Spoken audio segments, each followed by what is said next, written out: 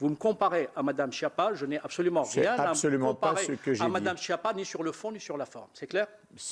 Alors d'abord, vous n'avez pas ni d'ordre, ni Non, je vous demande, est-ce que c'est clair pour vous? À la commission d'enquête du Sénat sur le fonds Marianne, Mohamed Sifaoui était auditionné sur les 355 000 € de subventions publiques, un dossier entaché de soupçons de favoritisme. Mais en plein interrogatoire, une simple comparaison du rapporteur avec Marlène Schiappa déclenche une réaction explosive de Sifaoui qui perd son sang-froid. Vous allez voir comment Sifaoui va complètement péter les plombs face au sénateur. Pouvez-vous nous dire comment donc, alors c'est dans ces discussions, donc vous dites que vous n'y participez pas, que finalement on passe de 635 000 à d'abord un montant de 300 000 au milieu. Nous sommes d'accord? Quel montant de 300 000? Il y a eu à un moment donné j'ai entendu ça, mais un fléchage de 300 000. Après le premier comité d'attribution du 13 avril. Donc vous n'êtes pas informé de cela. Je ne suis pas informé. Et vous n'avez pas participé ensuite à une discussion quelconque entre ce moment-là, c'est-à-dire le mois d'avril, et le comité de sélection qui affiche un montant de 355 000. Donc il y a eu une remontée. Je suis sincèrement aucune discussion. Voilà. Bon, discussion entre le moment où Cyril Caron-Agaran envoie la première demande de subvention et le jour où j'apprends qu'on va avoir une dotation. Là-dessus, vous êtes parfaitement, je dirais, sur la même posture ou explication que la ministre. C'est-à-dire que vous êtes concerné par le projet, mais finalement, vous tenez à distance pour qu'il n'y ait, je dirais, pas de... Non, monsieur le rapporteur, je ne peux pas vous laisser dire ça. Non. Donc, ça, vous voyez, ça, c'est une accusation acharnée. Non. Donc, vous donnez... Non, je ne vous permets pas. Je ne vous permets pas. Non, mais je vous demande juste... Je ne vous permets pas, je vous demande juste attention. De préciser... Non, je ne précise rien du tout. Vous allez retirer tout de suite ce que vous venez de dire. Il n'y a aucune posture chez moi. Vous entendez, il n'y a aucune posture. Je ne suis pas un homme politique, il n'y a aucune posture. Votre déclaration... Non, vous retirez tout de suite. Je n'ai rien de comparable avec Mme Schiappa, c'est clair? Rien de comparable. Mais je ne retire rien, de la même manière que j'ai fait observer hier à Madame la Ministre sur la question de l'équité et de la transparence, elle a utilisé les mêmes mots que l'inspection générale de l'administration. Pardonnez-moi, ce que vous dites est ridicule. Ridicule, parce qu'il y a des insinuations derrière. Si vous voulez, on se serait concerté? Il n'y a aucune... C'est ce que vous êtes en train de dire? Pas du tout. Mais non, mais...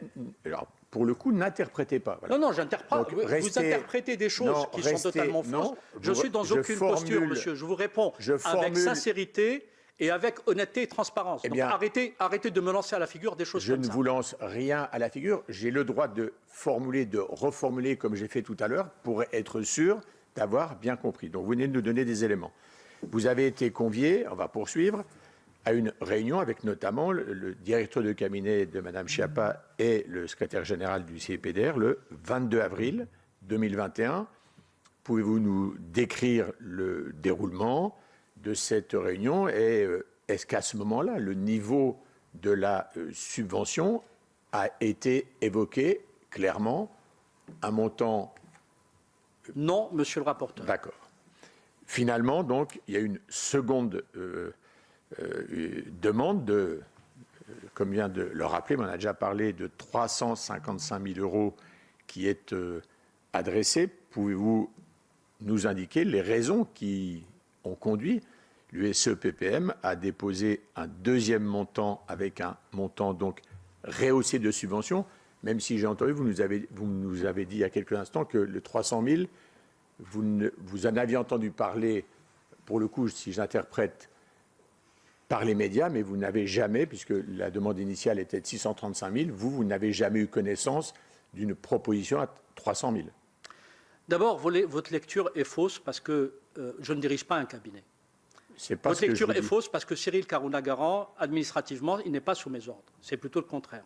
Vous avez une lecture fausse parce que vous m'attribuez une sorte de... Non, je ne peux pas vous laisser dire ce que vous avez dit. Permettez-moi, monsieur le directeur, vous n'êtes pas là pour m'accuser, on est là pour avoir des échanges apaisés et sereins. Monsieur le rapporteur, vous faites un raccourci.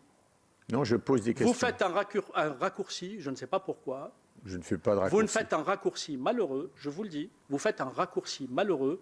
Vous me comparez à Mme Schiappa, je n'ai absolument rien à me comparer à Mme Schiappa, ni sur le fond, ni sur la forme. C'est clair?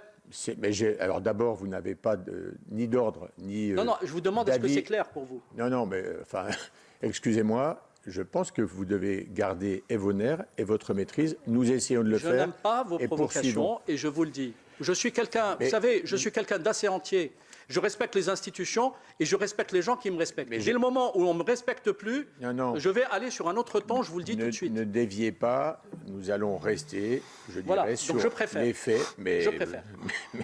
Mais je n'ai jamais changé de trajectoire et vous pourrez regarder au long des auditions. J'essaie d'ailleurs d'être assez constant. Certains disent même que c'est bien, ils apprécient cette forme de sérénité. Voilà, je vous dis.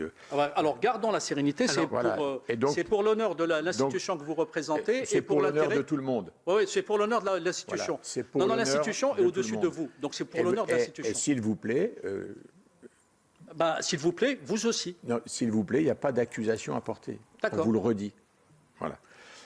Revenons peut-être, je me permets, revenons sur cette réunion du 22 avril. Il y a eu une réunion le 22 avril, et la question, est-ce que vous y étiez bien à cette réunion le 22 avril? Ce n'est pas une réunion le 22 avril, c'est une invitation que je reçois pour être reçu par Mme Marlène Schiappa. Ce que je vous ai dit... ce que vous avez dit, c'est-à-dire qu'après, elle n'a pas pu... Initialement. Elle a été retenue par un engagement auprès du président de la République ou du Premier ministre, je ne me rappelle plus, honnêtement, en tout cas par un événement important. Et par conséquent, le cabinet m'a fait savoir que je serais reçu par le directeur de cabinet. Et pendant 1 heure, nous avons discuté avec le directeur du cabinet du projet. Encore une fois, ce que vous a dit le directeur de cabinet est vrai. À aucun moment, il n'y a eu d'engagement financier, ni de sa part, ni de la part de la ministre, ni de la part du cabinet. D'accord. Bon. Nous avons, encore une fois, affiné le projet et il voulait se tenir au courant, pour le compte de la ministre, des détails que recelait ce projet. Et donc, qui a pris ensuite la décision donc, de modifier le montant du dépôt du dossier, donc d'avoir un deuxième dossier déposé à hauteur de 355 000 €? Monsieur Karunagaran? Quand je vous dis, ce n'est pas pour me dérober, encore une fois, je vous raconte des faits. D'accord? Donnez-moi juste une réponse. Non, mais c'est ce que je suis en train de faire en étant le plus détaillé, même si ça vous embête, parce que je pense que l'heure du déjeuner est proche, etc. Et vous avez s'il vous plaît. Alors, je vais vous dire, on va prendre, si vous voulez bien, le temps qu'il faut pour que vous puissiez comprendre. OK? Et on va parler calmement. Ne venez pas me piquer au vif et me demander de garder mes nerfs. Je ne pique personne au vif. Encore une fois, dès le moment où on rentre dans une traduction administrative et financière d'un projet que j'ai porté intellectuellement, je remets l'ensemble des éléments que nous avions préparés ensemble avec Cyril Karunagaran à Cyril Karunagaran, qui va se charger de la traduction administrative de ce projet. En sa qualité, cela ne vous a pas échappé, de président de l'association. D'accord? Et donc, c'est lui qui va mener l'ensemble des discussions avec l'administration pour mettre en application ce projet d'un point de vue administratif et financier. Voilà, et à partir de là, ce n'est pas pour me dérober, mais c'est parce que ce n'est pas mon rôle, et encore moins dans la répartition des rôles qui étaient les nôtres, de rester en contact avec l'administration. J'ai bien compris. Vous avez dit à plusieurs reprises la traduction administrative. J'allais vous poser la question et financière, mais vous avez ajouté, ce qui me paraît cohérent. Moi, j'ai juste besoin de comprendre, je vous dis, la chronologie des faits et les différentes séquences. Eh bien, c'est heureux que vous ayez enfin compris. S'il vous plaît, n'ayons pas de remarques désobligeantes. Ça ne sert à rien. Ça n'est jamais bon pour, je dirais, la sérénité. Gardez vos nerfs, monsieur le rapporteur. Allons sur le fond.